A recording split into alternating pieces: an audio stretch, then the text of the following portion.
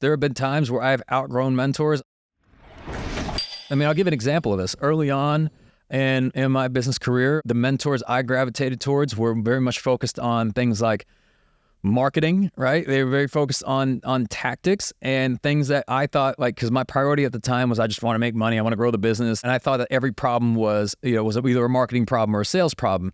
And I have since learned, if I could go back and tell myself, a younger Michael something, is that that was a very backwards mindset. Early on, your mentors tend to be much more tactical in nature of like, what do I do? Like, do this, do that. Like, give me a list of things to do. Like, let me try to exercise these tactics.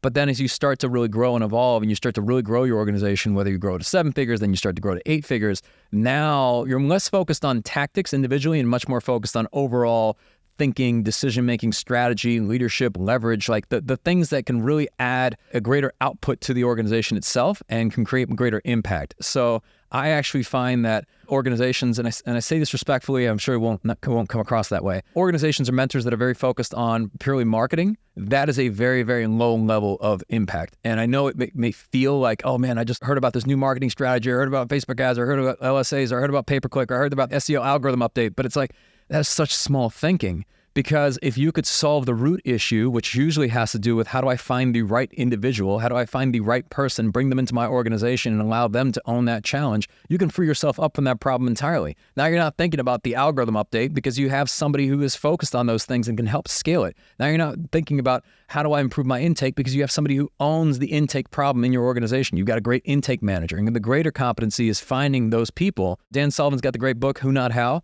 I think it's a transformational concept of being able to solve challenges through finding and attracting the right people into your organization.